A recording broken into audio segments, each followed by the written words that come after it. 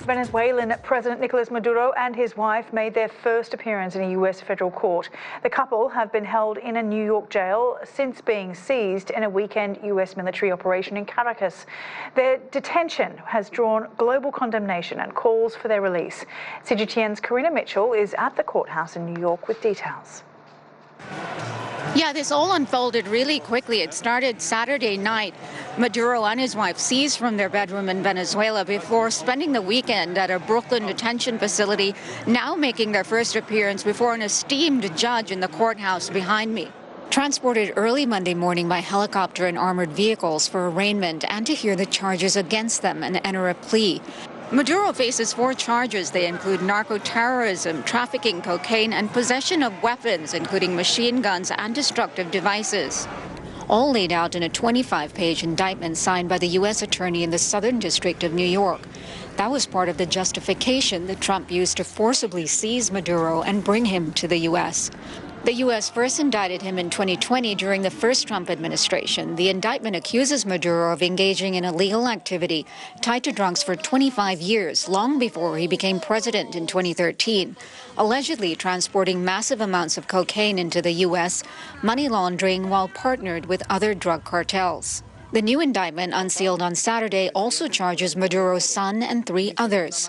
Maduro and his wife pled not guilty to all charges. Maduro saying, quote, "I am not guilty. I am a decent man. I am still the president of my country." For now, they're being held indefinitely, with the next court date set for March 17th. Now, experts say it could take this case up to a year before it goes to trial. But if convicted, Maduro faces a mandatory minimum of 30 years behind bars and a maximum of up to a lifetime in prison. Karina Mitchell, CGTN, New York.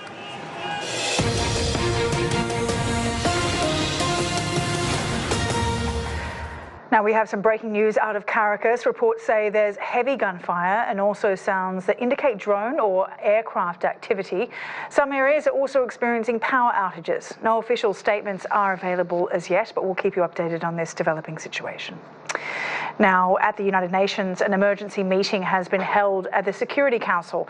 The Trump administration is accused of carrying out illegal actions in violation of the UN Charter.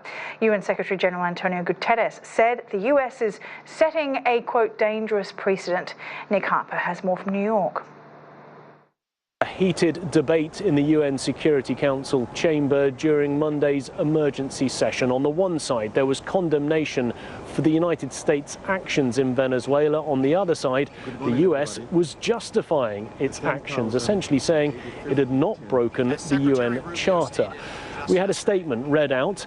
The UN Secretary General, Antonio Guterres, was not present, but he did say in that statement that he was deeply concerned, in particular about the precedent that the US's actions might set for other countries around the world. He's also worried about instability, not just in Venezuela, but in the wider region as well. This was an expanded meeting, so not just 15 members, but other countries who wanted to say that they were worried about the US's actions. A number of Latin American countries had a chance to take part. We also heard from Venezuela. They called all of this an illegitimate armed attack on their country. China's representative said that the US had wantonly trampled over Venezuela's sovereignty. But the US pushed back, said that it was not at war with Venezuela, said that it was not looking to occupy it, but rather that this was about American justice. But at the end of the day, the question is what has actually been achieved, because the criticism levelled at the UN so often is what can it achieve when there's so much talking but essentially so little action? Because again, today, international pressure on the US, but no concrete action, no way to hold the US accountable for what had taken place. There wasn't a resolution presented today to be voted upon. There have been calls, including from China, to release Nicolas Maduro immediately. Now, that could have been put into a resolution. If it had been, the US, with its veto power, would likely have blocked it. So, another opportunity to air those views, to put that pressure on the United States. But the US making it clear today that it is standing firm and standing behind its actions. Nick Harper, CGTN, New York. The US Congress was also left out of the loop. Democrats and even some Republicans have raised serious concerns about the legality of the strikes. CGTN's Owen Fairclough has more. As US lawmakers return to Washington this week following President Donald Trump's forcible seizure of Nicolas Maduro, one Republican is leaving office with a parting shot at a leader she once revered. My pushback here is on the Trump administration that campaigned on Make America Great Again that we thought was putting America first. I want to see domestic policy be the priority that helps Americans. Outgoing Congressman Marjorie Taylor Greene criticizing an operation that Trump is lauding as a new era of American interventionism that echoes the 19th century Monroe Doctrine. They now call it the Monroe Document. I don't know. Greene thinks it's a betrayal of an America First non-interventionist creed Trump has vaunted since he first ran for president more than 10 years ago, and repeated to define his second presidency in his inauguration speech nearly a year ago. We will measure our success not only by the battles we win, but also by the wars that we end, and perhaps most importantly, the wars we never get into. Greene was once among Trump's most vocal supporters. He's the founding father of America First policies. But turned on him and resigned her office as he ordered military strikes around the world, including against Iran, Nigeria and Somalia, as well as multiple strikes on alleged drug smugglers linked to both Venezuela and Colombia in the months before seizing Maduro. So Greene and a few other dissident Republicans in Congress are now in an unlikely alliance with minority Democrats, led in the Senate by Chuck Schumer. Is an attack on Colombia now on the table? Or what about Iran or Greenland? How is anything of this putting America first? The simple answer is that it's not. If you're a family of four in New York and your health care premiums just doubled on January 1st, what are you supposed to think when you read in the paper that Donald Trump is spending billions attacking Venezuela? If Congress has been sidelined by Trump's unilateral executive action, Democrats are this week expected to try to pass legislation that will effectively prevent him from any further measures on Venezuela without lawmakers' consent. Owen Fairclough, CGTN, Washington. Venezuela's vice president is now the country's interim president. Delcy Rodriguez was sworn in on Monday. Mary Trini Mena reports from Caracas. The 56-year-old Venezuelan lawyer and politician Delcy Rodriguez became the first acting female president of Venezuela. Delcy Rodriguez was until recently the vice president of the country. She has held many positions within the Maduro government.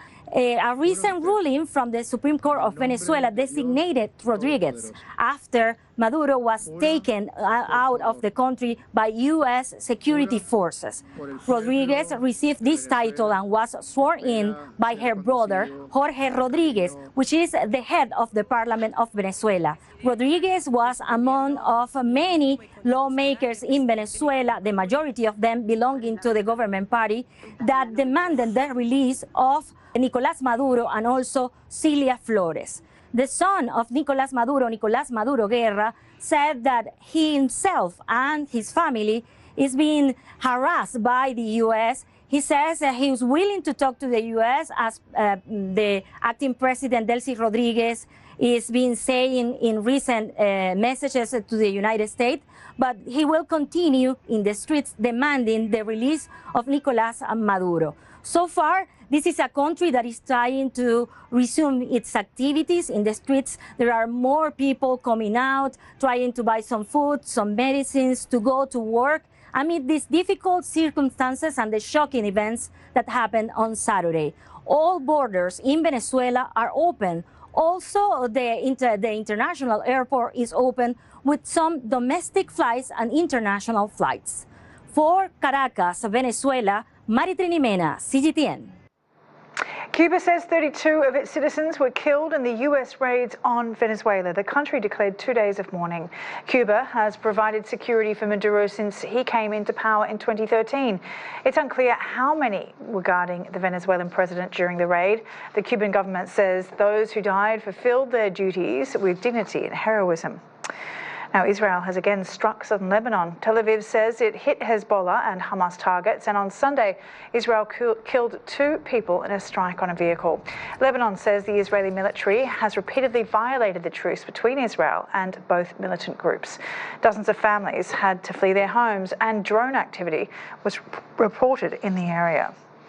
Coming up, the 1-month countdown begins to the Winter Olympics in Italy, and a sneak peek at the massive consumer electronics show.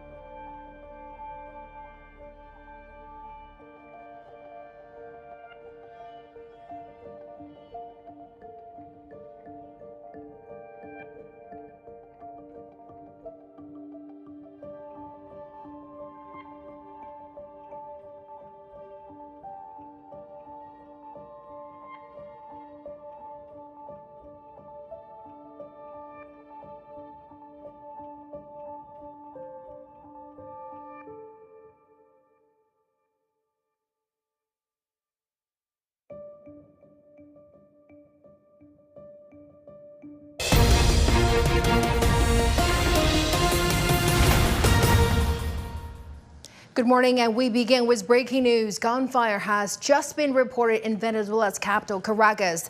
There are also reports of air defense weapons being launched. The Venezuelan government has issued an order requiring police agencies to immediately search and arrest all individuals involved in inciting or supporting the U.S. military intervention. U.S. President Donald Trump has threatened a second attack on Venezuela if necessary. CGTN will definitely keep you updated. All right, let's take a look at the headlines this hour. Chinese President Xi Jinping meets the visit.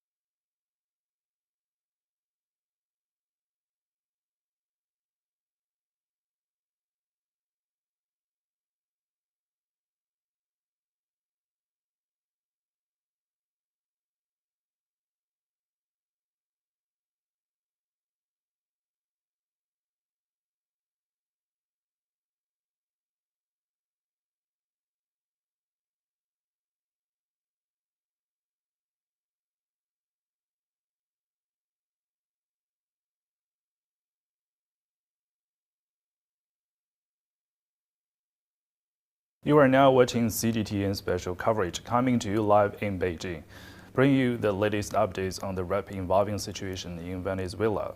The events of the past few days have had a profound impact on the region and have drawn significant international attention. So we're here to provide you with a comprehensive coverage and in-depth analysis. On January 5th, the situation in Venezuela continued to escalate. Gunfire was heard in Caracas, the capital, heightening the sense of urgency and tension. So former Venezuela's vice president was formally sworn in as the country's leader following the adoption of the president in the U.S. military operation. So Rodriguez took her oath of office before Venezuela's National Assembly on Monday. So in a significant legal development on the 5th local time, Maduro and his wife made their first court appearance at the U.S. District Court for the Southern District of New York, pleading no guilty to the U.S. government's so-called charges. The judge operated to appear to court for the hearing on March 17. Internationally, the U.S. actions have faced a widespread condemnation. American allies, including France, have objected to the military incursion into the sovereign state, and the capture of the president view it as the violation of the international law. Adding to the complexity of the situation, on January 5th, Stephen Miller, Deputy Chief of Staff at the White House, stated in the interview that the U.S. is leveraging its practical control over Venezuela's economy to compel the country's new leadership to comply with the Trump administration's demands. Miller also asserted that the U.S. action in Venezuela continued as an ongoing military operation as we continue to monitor these developments. We'll bring you the expert analysis and live updates to help you understand the full scope of these events. So right now, join us now is our guest, Yer Tungan, Senior Fellow, Center of International Governance Innovation. So Mr. Tungan, do the U.S. charges the military actions against Maduro set a new dangerous precedent for the extraterritorial enforcement, thereby eroding state sovereignty? Well, yes, there's no question about that. The international condemnation has been very swift. There's been some hedging by some of the European powers where they keep saying that they're monitoring the situation, as if going into a country and kidnapping the president and his wife is something that you have to monitor as opposed to condemn. Obviously, if it had been any other country, and regardless if it was China, Russia, or Ghana, for instance, the condemnation would have been swift and extremely harsh. So we see a double standard here coming from many of the countries in the EU, whereas in South America, all except one, that being Argentina, swiftly condemned it. This is a move against, all right, the international world order that was created after World War II, ironically, by the US, which is now intent on dismantling it. So what's behind this? You know, it's about Donald Trump has decided that he cannot maintain, the US cannot maintain global hegemony, cannot control the world. So his fallback position is he's going to have regional hegemony. And that's very clear. Everything from Argentina interfering in their elections, other elections in South America, threatening to take both Canada and Greenland. You can't say Greenland is a narco state or anything like that. And the whole point here is you don't have to have any reasons. Donald Trump believes that it is the right of those who are powerful to take what they want. Go ahead.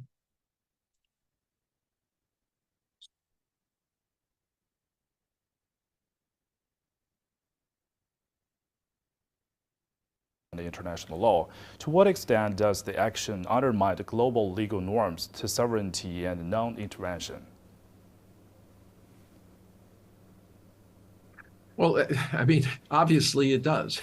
Violating international law means that you don't care about it. I don't think we have to spend a lot of time on that. The real issue when it comes to the court is you have a 92-year-old judge who's going to be presiding over this, but he's been very willing to go against Donald Trump on a number of issues, and some of them are continuing to play out. And for instance, Donald Trump has tried to say that his pardon covers, and his presidency covers his actions in funneling money to his former friend, Stormy Daniels, and that he can't be prosecuted. This judge said no. So it's probably going to be a fair hearing. The issue on the legal issues that you should be paying attention to is whether the United States is ever going to be able to muster any kind of real proof. You know, all these allegations amount to nothing unless you can prove it. I was a prosecutor. I was also on the defense side. You have to present your case, and that means you're going to have witnesses and documents. To do that, I find it highly unlikely that the government is going to pursue their case. So that brings us to the question of why is Donald Trump doing this? I mean, he's shaky legal ground, violating international norms, really risking everything in terms of international relations by, including Greenland in this. Well, for the last few days, have you heard anything about the Epstein files? Have you heard anything about the plight of Americans who, 30, 40 million who expect to see their health insurance double or go up by a large percentage, a percentage that they can't cover? The numerous bankruptcies are now at an all-time high in terms of individuals. You have farmers who are in deep issues. You have, large corporations that provided lots of benefits now firing tens of thousands of people every month. So this is a way of distracting the American public and the world from failed economic policies and threats to his presidency. So while he can continue to get people to pay attention to this issue, they're not paying attention to these other ones. And that is why he's doubling down on it and will continue to do so. So as you mentioned, the U.S. indictment against President Maduro is centered on drug trafficking and narrow terrorism charges brought under U.S. domestic law. So from an international legal perspective, does such an indictment provide any lawful basis for cross-border military operation and the capture of sitting in the foreign head of state? The simple answer is no. What they're trying to do is draw parallels between this and Noriega in Panama. Noriega used to be on the CIA's payroll. He then did get involved in providing an access, using Panama as an access drug point to kind of stopover between South America and also the United States and other places. That was not a legitimate way of going in and taking it, but the United States doesn't really care. So what you see here is a repeat of the failed policies of the 70s. The idea that you can intervene in South America and somehow it'll all work out all right. The fact is that when you do these things, America undermines its moral authority. Instead of being a country that leads by example, it leads by exception. All these countries, especially small ones, are now forced to give lip service to somebody like Donald Trump, to acquiesce to his demands, as we are seeing currently in Venezuela itself. The vice president said, maybe we can work together and figure this out. Why? Because they don't have any choice. But underneath, all right, the lip service, there is worldwide a determination to de-risk from the United States. And those countries that cooperate with the U.S. elites, who are basically captured in some sort of exchange, it's mercantilism, basically fed by the U.S. government. Unfortunately for them, the people who are in their country who continue to suffer because the United States has no record of trying to help those people themselves, the people who actually need it, they will continue to present an economic and social risk. So right now, the U.S. is headed down a road with no end game and absolutely no one seemingly at the wheel in terms of morality. Yes. A Chinese envoy on Monday strongly condemned the U.S. military action against Venezuela at the UN Security Council emergency meeting. So China stands ready to work with regional countries and international community to strengthen solidarity and cooperation, uphold fairness and justice, and jointly safeguard peace and stability in Latin America and the Caribbean. So what's your observation about the emergency meeting? Any highlights you have for us? The emergency meeting of the Security Council, unfortunately, will yield nothing other than PR. It'll show that the world is uniformly condemning the United States for its actions. Of course, a few countries, probably Argentina, of course, Israel, and the United States itself, which has veto power, will use their votes to make sure that nothing happens. So it's mostly a show pony. It was called by Colombia, the president of Colombia, who was being targeted and maligned by Trump in order to bring back this semblance of international order. But the fact is, the United States has shown that it doesn't care about the international order. It refuses to recognize the ICC, the International Criminal Court, and is actively pursuing them in terms of putting them on blacklists, issuing arrest warrants, saying that they are no longer valid. So I don't know that there's any means by which you can take a country and make it abide by international law, especially when that country has a veto. So unfortunately, this will not work. In terms of China's reactions, it has been the right one. China is taking the long-term view. What they're pointing to is that you either want a world where the U.S. dominates and you are simply a pawn in its game, a willing participant that hands over your country's treasure to an overbearing hegemon, or you want a world where there is security for your country, where you have a path to development, where your sovereignty is respected along with your culture, and where there is an international order, a global governance system that allows countries to settle their differences with talks instead of tanks. So China is betting that long term, the world will be moving in a direction. And it's not just China's direction. China has pointed to it. But this is the direction of civilization. This is how you create harmony. This is how you make the pie bigger, as opposed to some sort of nihilistic view of the world as a zero-sum game. From the legal perspective, how does the U.S. military operation against Venezuela differ from? What is at stake here? Hopefully. Yes. Yes. From a legal perspective, how does the U.S. military operation against Venezuela differ from the past U.S. interventions in Iraq, Afghanistan, and Libya, particularly in terms of international law?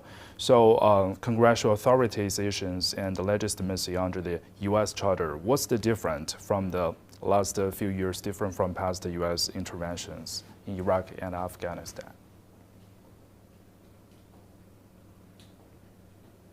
Well, in Afghanistan, there was a different. What they did is they appealed to the international community, and there was UN action that authorized it. Iraq was slightly different, but it was still a coalition of things. In this particular case, you had the United States actions, say, shaky, and they just decided to do it. Ironically, you can tell exactly what was at stake because Congress, who actually has the power to declare war and do such actions as has been taken unilaterally by Donald Trump as president, was not notified as required by the law. 1973 War Powers Act, which limited the president and made sure that he had to consult Congress. That has not been done. Instead, Donald Trump has, through his staff, Marco Rubio, has said, oh, it wasn't a war. Right? Can you believe this? If somebody went into the United States and seized the president and Melania and has spirited them off to another place, would America consider that an act of war? I think they would. So what you have is no ability to do that. And in this case, they did notify somebody. Who? The oil companies. They don't trust Congress, but they certainly trust the oil companies. And this is going to be a continuing issue that's going to be litigated, especially by the Democrats, as they attack Donald Trump for being acting above the law. So in terms of legality, there is no legality, the underlying basis, and there's no legality on the international side. They did not try to even figure out some way in which to create a fig leaf of legality. You cannot take your domestic laws and start applying them elsewhere. Otherwise, you could have countries saying, well, we have legal or moral laws which are not in harmony with the U.S., therefore we can kidnap the president of the United States because we don't agree with what that society does. There would be no end. This is disorder, confusion, and the end of society as we know it. So let's go into the domestic situation in America.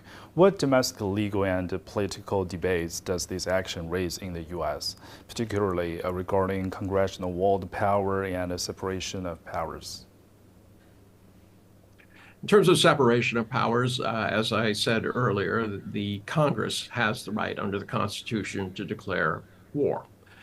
In 1973, during the Nixon period, there was a War Powers Act that specifically said that the president has 48 hours to notify Congress in the face of an emergency. Prior to that, he's supposed to talk to Congress. There's what they call the Gang of Eight. Now, that is not codified in law, but it has been standard in practice. This Gang of Eight comprises the leadership of the Senate and also the House. This is a way of keeping them informed without having a situation where you would have leaks that would go out and somehow endanger the activities. Now, we had with other presidents times when they did not notify Congress. For instance, in terms of the Osama bin Laden raid, it was kept to themselves, but Congress was, in fact, notified. This was another situation where they decided to do a decapitation strike to go in and kill Osama bin Laden. They did it extra. They did not use any kind of legal means. They said, we don't like him. We think he's a terrorist. He was responsible for a terrible thing in the United States, 9/11 bombings. We are therefore going to exact revenge. And they did. But is this the kind of world that we can live with? I don't think so. In terms of the people, United States people who elected Donald Trump were not interested in foreign wars. In fact, he ran against them. He said forever wars and foreign adventures are not what America should be about. He said, I'm going to take care of inflation. I'm going to make America great again. I'm going to reindustrialize. All promises he's not been able to keep. So instead, he has gone abroad, trying to convince his base that somehow taking over countries like Venezuela and trying to seize their oil and rule them will somehow make America great again. We'll have to see if that works. But currently, within the United States, there is deep divisions among his base. There's those that believe that he has betrayed them. And these are not just small people. You have people like Marjorie Taylor Greene. You have pundits who have come out and said that his policies on Israel and the economy are wrong. And there's a growing list of these who are saying that they are taking a different path from Donald Trump, who they once supported. It goes to this adage. It is very easy to get people to dislike something for a variety of reasons. But when that kind of coalition comes into power, it's not that they agree with each other. In fact, they resent each other because they all have different solutions, none of which are in common. And this is what you're now seeing. The coalition that Donald Trump put together to have himself elected is tearing itself apart because of his actions and inactions. Yes, the events of the past few days have had a profound impact on the region and have drawn a significant international attention. So how dangerous is it if powerful states set a precedent that they can unilaterally capture leaders based on domestic criminal charges?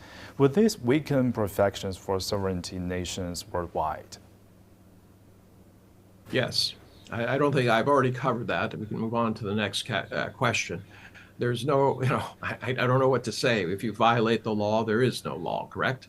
And the United States has put every country in jeopardy.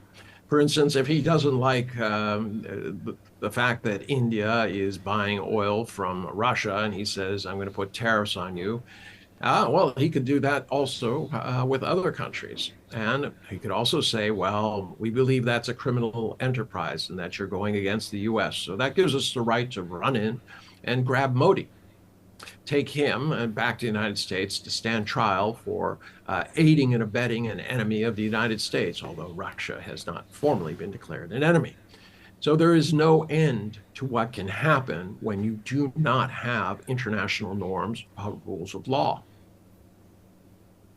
So in this operation, let's talk about have there been similar historical cases in the international practice? So what are the key similarities and differences between those cases and the current one, particularly regarding their legal basis, modus operandi, and international reception?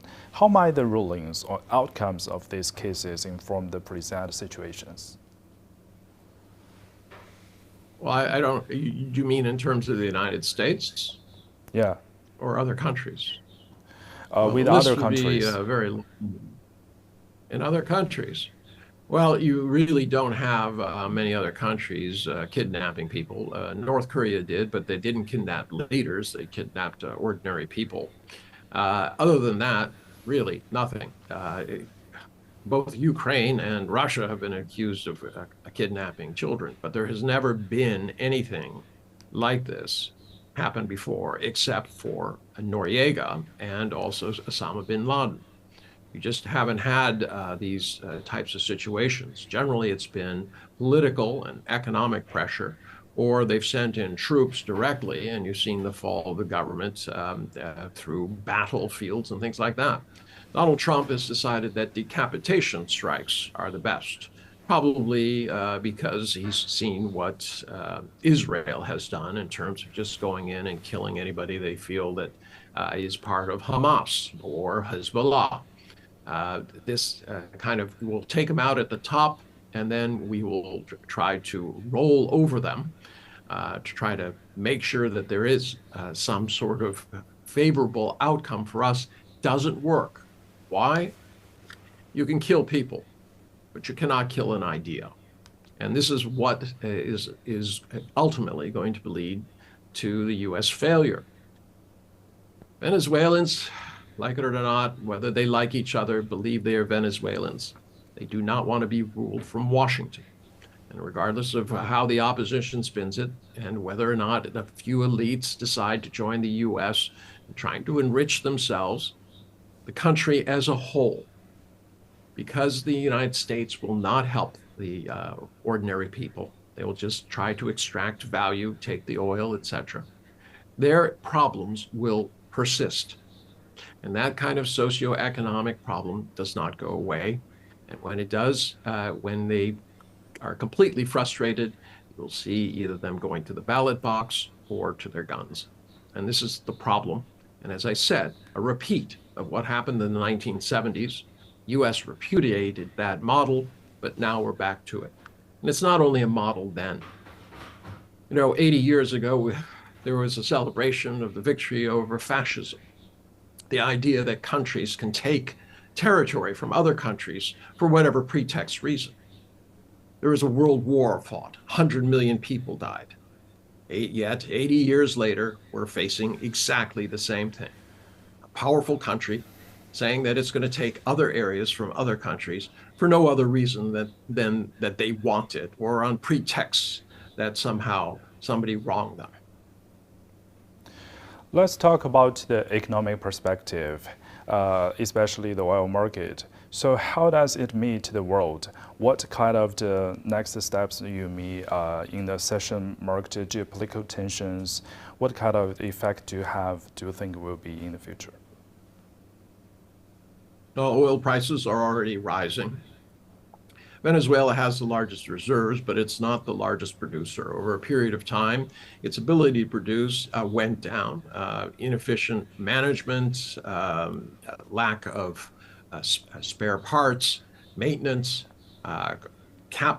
corruption has impaired its ability. But it's still the largest source of reserves, known reserves of oil in the world. The oil is what's called a heavy crude.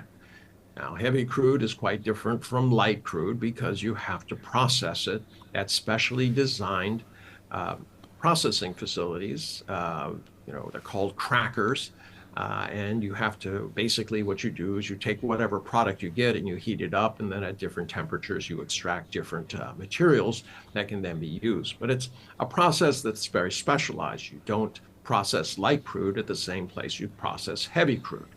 Well, coincidentally, the United States, and Marco Rubio confirmed this, is having a supply issue with heavy crude, because they used to take a lot of the crude from Venezuela. They also take the crude from Canada. The U.S. has put those in danger. So now they're seeking a source that will make sure that these crude processing facilities will have plenty of product in order to process and then sell.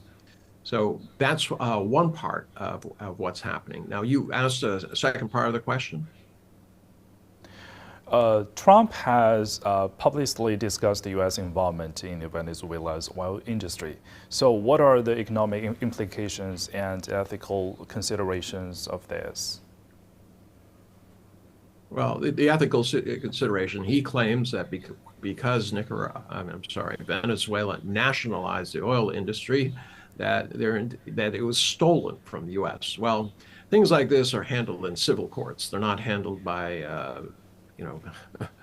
the military, except, well, I shouldn't say that. The idea or the name Banana Republic was coined because the U.S. would continually send troops down to countries where the locals were trying to tax American companies like Dole on their fruit exports. Instead of garnering some benefit from this, all they got were low wages, and the American companies made huge profits. Anytime those were threatened, the U.S. would go down there and take them, take over the government, support juntas, assassinate leaders. It didn't really matter. They would do what was necessary. So in essence, we're making a return to that period. Oil is a commodity. The U.S. wants to control the major source of it, so it thinks it can go into Venezuela and just take it back.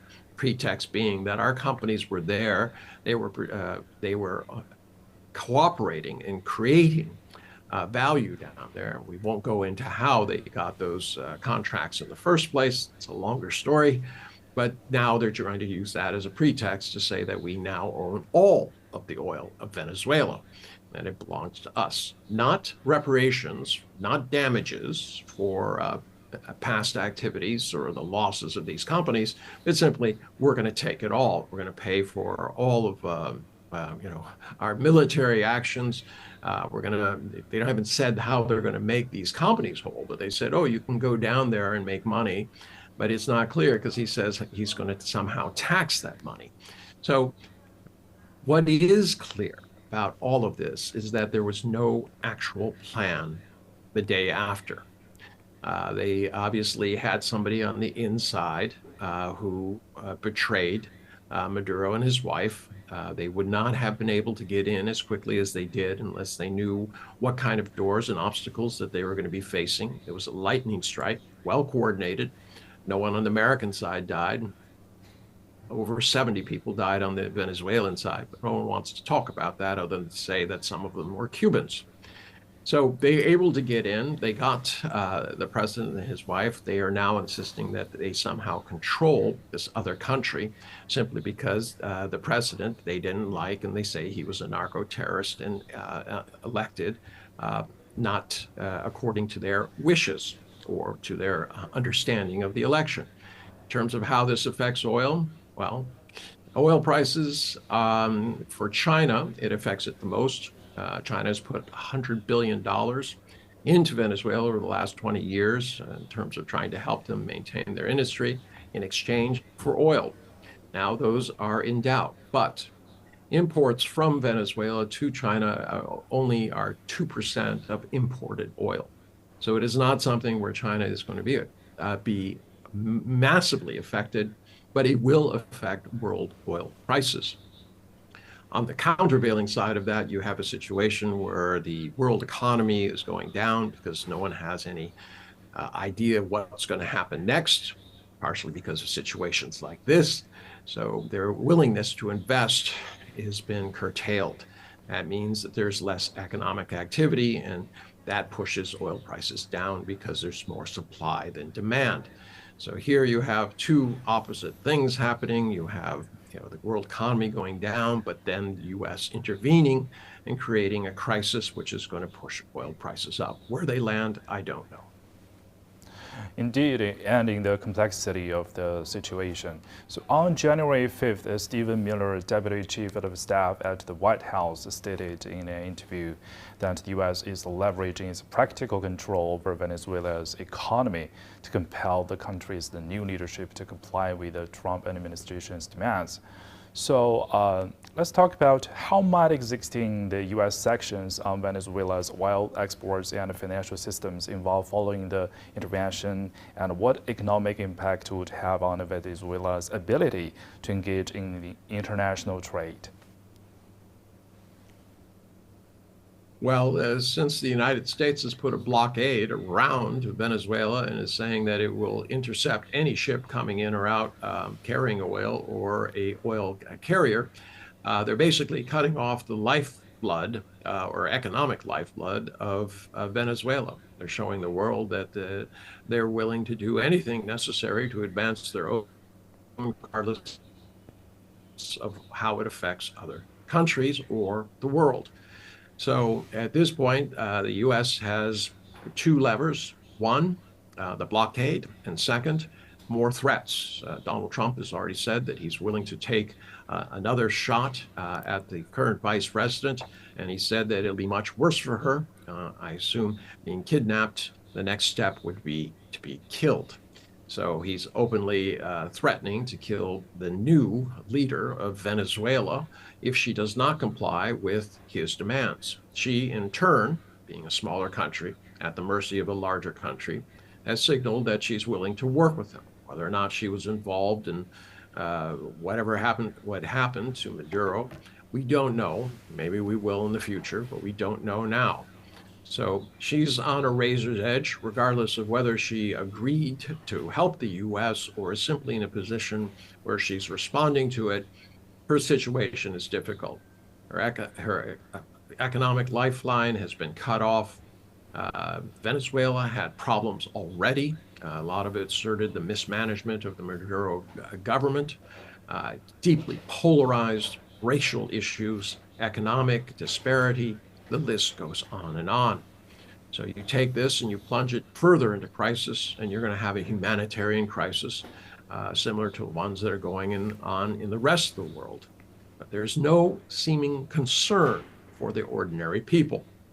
Trump's concern is about oil companies, about U.S. making profit from it, but nothing about the people. And unfortunately, that is his weak point. Doesn't understand that it's people who are the base of countries. Countries exist to serve their people, not to serve foreign powers. So this idea that he can recolonialize South America is short-sighted at best. So thanks, Eric Tungan, to help us understand the latest. That's Eric Tungan, Senior Fellow, Center for the International Governance Innovation. Thanks for your time. Thank you. Right now, let's go to the scene to check out the latest updates.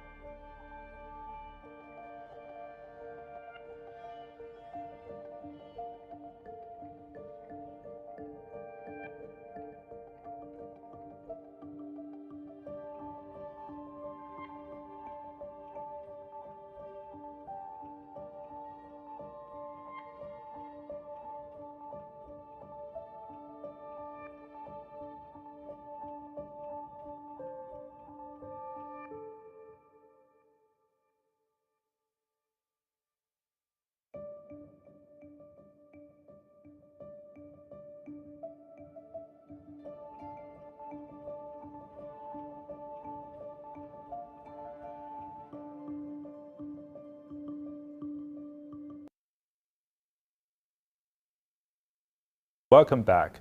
You are now watching CGTN special coverage, coming to you live in Beijing, bringing you the latest updates on the rapidly evolving situation in Venezuela. We have received the latest updates from the Caracas. According to our correspondents on the ground, the Venezuelan Ministry of Communication has clarified that an earlier incident in downtown Caracas involving gunfire was actually a response to unauthorized drones flying over the area. The police conducted deterrent shots to ensure public safety, so there were no exchanges of fire or conflicts reported. The ministry also stated that the overall situation across the country remained stable and social order is maintained. Earlier in the day, there were reports of heavy gunfire and explosions near the presidential palace in downtown Caracas. Some areas of the city experienced power outages. Meanwhile, a significant legal development on the fifth legal time. Maduro and his wife made their first court appearance at the U.S. District Court for the Southern District of New York, pleading not guilty to the U.S. government's so-called charges. The judge ordered Maduro to appear in court for a hearing on March 17. So for more, let's welcome our guest, Xu Qi, Association Professor at Jinan University School of Law. So welcome to our live program. So first, the question is about what are the key violations of the international law in U.S. actions regarding sovereignty and the use of force? Thanks for inviting me here. In the current international legal framework, Article 2, Paragraph 1 of the UN Charter clearly provides the principle of the sovereign equality of all member states. And Paragraph 4 of the Article 2 of also the UN Charter prohibits the threat of the use of force against any sovereign territorial integrity or political independence of any state. So in addition, sitting heads of the state enjoy absolute personal immunity under international law. By deploying the military forces onto Venezuela's soil without the consent of the Venezuela government, the United States action constitutes a serious violation of Venezuela's sovereignty. And this action was not also justifiable as a self-defense because there's no armed attack from Venezuela and the current international law. Of course, this action is not authorized by the United Security Council, so under the UN Charter. So basically, this is, of course, a violation of international law by the United States and legal action. So this action is lawfare, the use of legal charges to justify the regime change, and how does it undermine the credibility of international law? Yes, clearly the United States actions constitute legal lawfare against the Venezuela and also the president of the Venezuela. This lawfare actually used the legal charges as a pretext for regime change. First, the United States arrest violates international law's core principles. It ignores Venezuela's sovereignty, no consent for extraterritorial action, and Maduro's head of state immunity. These legal charges, like drug trafficking, are domestic claims, weaponized to justify the United States' political aims. Second, it undermines international law's credibility by citing a very dangerous precedent. If powerful states can bypass international rules to target leaders they oppose, it turns the law into a tool of power, not justice. This erodes trust in global legal norms and makes international law seem very selective and also enforceable. A Chinese envoy on Monday strongly condemned the U.S. military action against Venezuela at the UN Security Council emergency meeting. So China is deeply shocked by and strongly condemns the unilateral, illegal, and bullying acts by the United States. So From your perspective, what are China and Russia's primary legal and strategic arguments against the U.S., and what concrete countermeasures can they implement? Yes, China and Russia's opposition rests on two pillars: the legal and United States actions. First, regarding the legal arguments, both countries emphasize the United Nations Charter's core principles: sovereignty. No state can violate another territorial integrity, and the head of state immunity. Maduro, as Venezuela's leader, cannot be unilaterally targeted by foreign courts. They also argue the United States bypassed the international law to advance political goals. Second, concerning the strategic concerns, this sets a very dangerous precedent. If the United States can arrest a foreign leader unilaterally, it threatens the security of all nations, especially those countries opposing United States policies in the Latin America. So it undermines the United Nations Charter-based international order that China and Russia advocate for. Furthermore, Trump's announcement that the United States will run Venezuela and open its oil to American companies a month. It deeply impacts two countries' resource security in Venezuela. So as for the countermeasures, I can analyze three countermeasures for the China and Russia against the United States. From the diplomatic perspective, China and Russia can use the veto power against the United States-led resolutions against Venezuela in the coming days. And also two countries can issue joint statements to condemn the action in the United Nations and other diplomatic occasions. From the economic perspective, two countries can clearly warn the United States not to damage the current investment and cooperation agreements with Venezuela's government and consolidate existing trade and investment links with Venezuela. From the political perspective, two countries also can offer diplomatic support to the current Venezuela's government, reaffirming its legitimacy in the global stage. In short, China and Russia stand against this as a violation of international law and a threat to global stability, and they are acting to push back. During the meeting, the Chinese Foreign Ministry spokesperson Lin Jian told a news briefing here on Monday. Lin noted that China is ready to work with the international community to firmly uphold the UN Charter, defend the bottom line of international military, and safeguard international fairness and justice.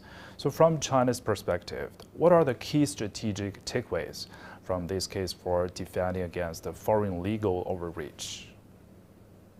Yes. From China's perspective, this case offers three critical strategic takeaways to defend against the foreign legal overreach, especially from the United States. First, strengthen sovereignty as a non-negotiable red line. The United States bypassed Venezuela's sovereignty to arrest its president. This underscores that the defending territorial integrity and political independence must be the foundation of any response to external legal aggression.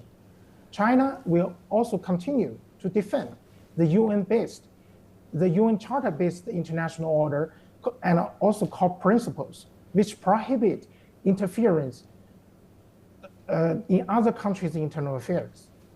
Second, build a robust legal shield for national interests. This incident shows that powerful states may weaponize domestic laws like United States sanctions or arrest warrants against foreign entities. China must enhance its own legal framework. For example, expanding laws like anti-foreign sanction law to counteract extraterritorial application of foreign laws that violate international norms. Third, unite with like-minded countries to reform global governance. Unilateral legal overreach thrives when the international system is unbalanced. China will deepen cooperation with partners like Russia, Venezuela, and other global South nations to push for a more equitable international order one where no country can act as a global police about international law. So in summary, this case reinforces that defending against overreach, legal overreach, requires sovereignty, legal resilience, and multilateral unity. Thank you. So right now, from the political perspective, let's talk about does Trump's claim that the U.S. will run Venezuela and potentially rebuild its oil infrastructure suggest motives beyond anti-narcotics objectives such as control over strategic resources? From the United States perspective, its main purpose, as the Donald Trump, President Donald Trump has mentioned, its final aim is to grab the oil resources from Venezuela. However, this action was, of course, violates the international law and also caused the international opposition from the international community, because using the threat or legal or the use of force against any country in the United Nations, and finally to get the resources is, of course, hegemonic action. So if other countries allow such actions continue in the Latin America or in any other regions of the world, this would cause more damages and also more chaotic order in these regions. Finally, it will threaten international peace and security.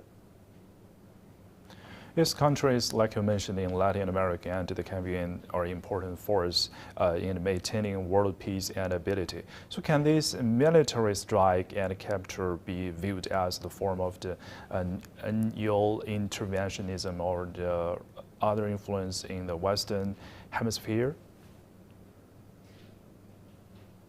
If, from my perspective, if the United States continue to use military strikes to threaten other countries in the Latin America, it of course first would cause the instability of the Latin America. Every country leader in the Latin America will worry its security and safety because it cannot be protected by international law. So if the United States continues such actions against other countries, I think for the other countries in the Latin America should unite together with the countries in this region, as well as other countries like China and Russia, to push forward the United Nations to form a resolution against the United States action. And also they can use the United Security Council to curb the United States actions. We can hope that perhaps the United States will ignore the resolutions of the United Nations Security Council or the United Nations General Assembly. However, these actions still have the international legal consequences for the United States to bear in the future. For example, in the Palestinian matter, Israel also ignored the resolutions from the United Nations General Assembly and the United Nations Security Council. But finally, they accept the resolutions from the United Nations Security. So we can hope that if the United States wants to break or wants to push forward such illegal actions in the Western Hemisphere, it would cause other countries to fight against such kind of illegal action. So I think the international still matters for these countries to protect themselves against such military aggression. Thank you. Yes, as you mentioned, they have every right to independently choose their development paths and partners. So no countries can act as the world's policy, and no can countries pressure to the international judge. So right now, what might be the long-term repercussions for the perception of U.S. leadership globally, particularly among the non-aligned and emerging states? Yes, in the short term, the United States actions will greatly damage the international security, the peace, and the stability, especially in the Latin America. Modern countries will not rely on the United States. to develop the international peace and security. So this would cause the damage of the international reputation of the United States in the short term. However, in the long term, more and more countries will realize that the unilateral actions by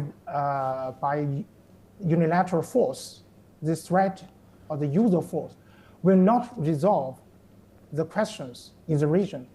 So many countries will stand together with the countries which call for international peace, security by peaceful means. If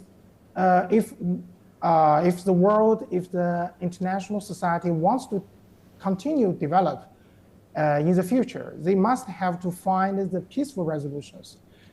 For example, in the past several days, the United Nations have gathered several meetings relating to the Venezuela's matter. And many countries, except some countries, for example, the United States, basically most of the countries support the United Nations to play a role in this kind of matter to protect the peace and security. And also, just like China and Russia has mentioned, the international order established after the Second World War is the United Nations. The United Nations led rules, and also the United Nations charter-led principles and policies will still play the critical role in the international community. Without peaceful development, I think the international society cannot feel safe. And the world economy and also other matters like climate change will not be resolved as well. So finally, I have to want to conclude that United States actions seriously damage and erodes the United Nations charter's rules and norms. However, other countries, especially the other 4 permanent members of the United Security Council, should gather together to defend the the United Nations legal principles and norms. So the events of the past few days have had a profound impact on the region. From your perspective, could this operation destabilize the neighboring countries, potentially triggering refugee flows or border crisis? I think it's possible. It's highly possible that the United States actions will have a very higher and long-term repercussions in this region. For example, just as you mentioned, the migration crisis, and also first, as the President Donald Trump has mentioned yesterday, it also listed other countries, for example, Mexico, Colombia, and also even Canada, and also the Greenland, for example, Denmark. So we can see that the clear path of the President Donald Trump's in the second term policy, especially after the release of the national security strategy, the United States wants to use the force to maintain its absolute leadership in the West hemisphere. However, the United States government may ignore for example, adverse impacts. For example, if the Venezuela cannot keep stable and peace, the Venezuela perhaps maybe possibly become the next Libya in Africa.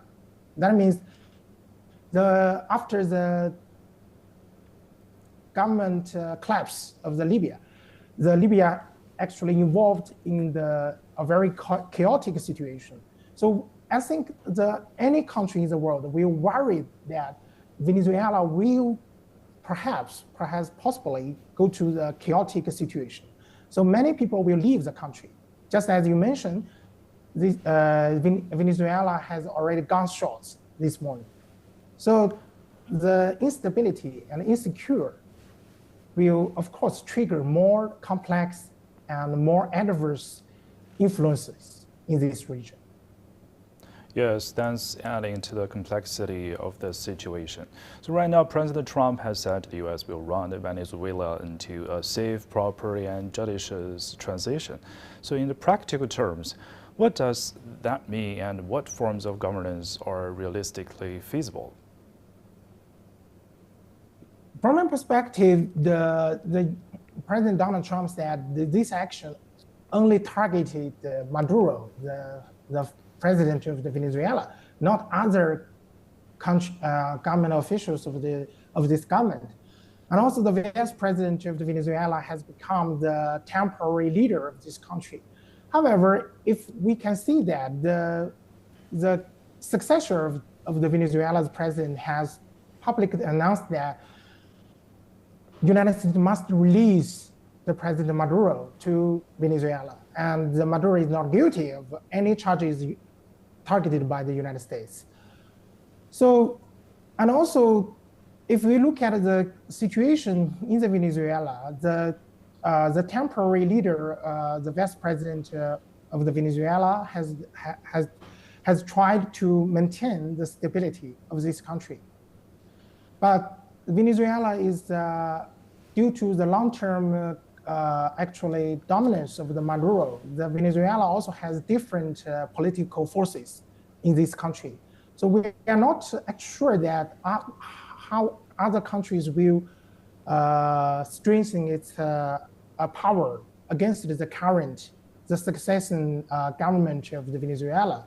And also I think the most emergent matter for the Venezuela's temporary leader is to call for any force of this in this country, and to for example, to set up stable paths for the country's future development.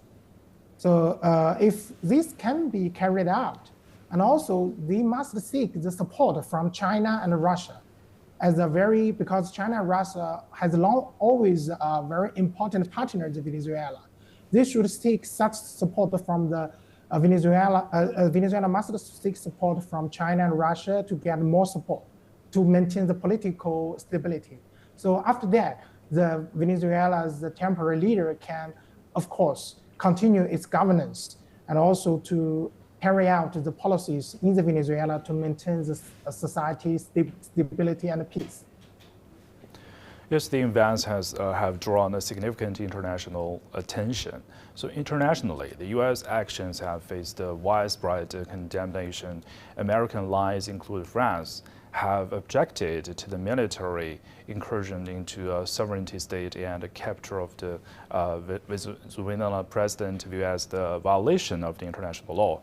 So based on your observations, what are the latest reactions from the international community regarding this incident? For me, I think the recent actions from the international society is very understandable and normal, because the United States actions seriously erodes the international law, the international legal framework, and also the United Nations Security and Security Council.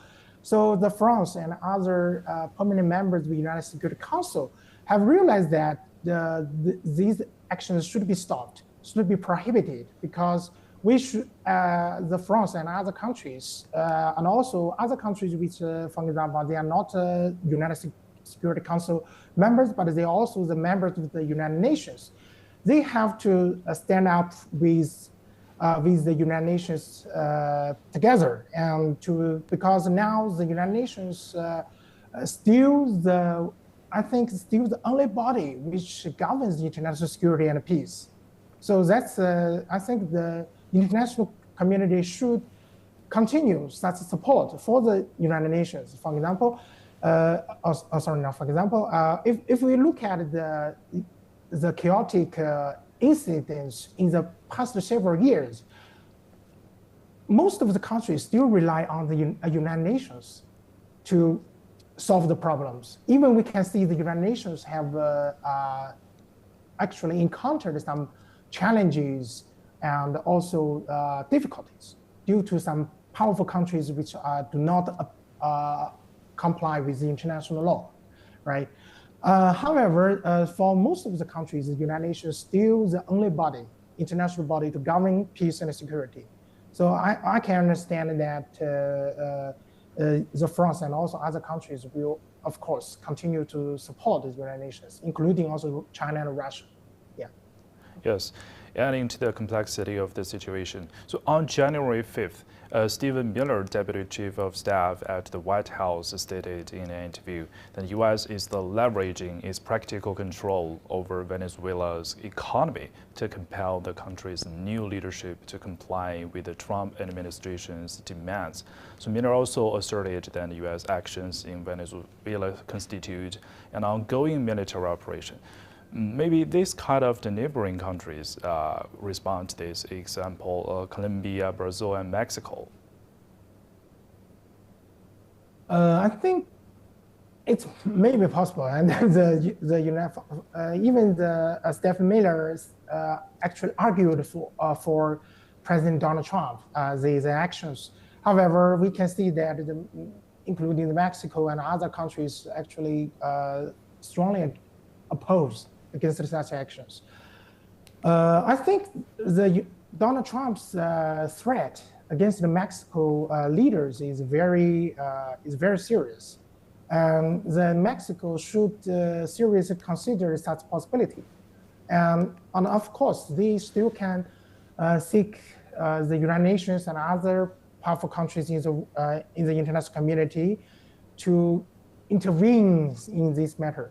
Because if the Venezuela's incident cannot be stopped, we can predict that other countries still can have possibility to make these things happen again.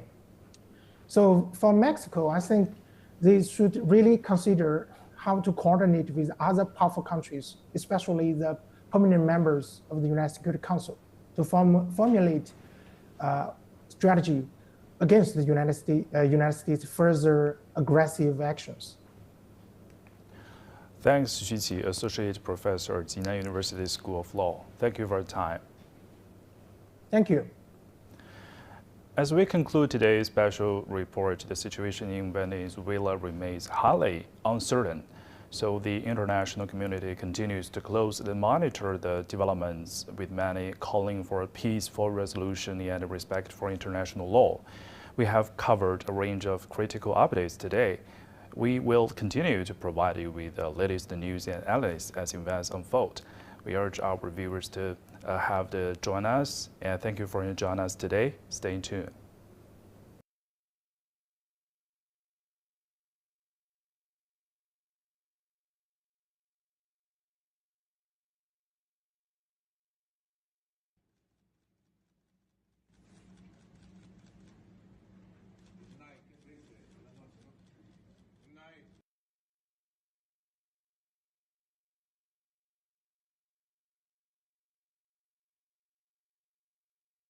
Used to force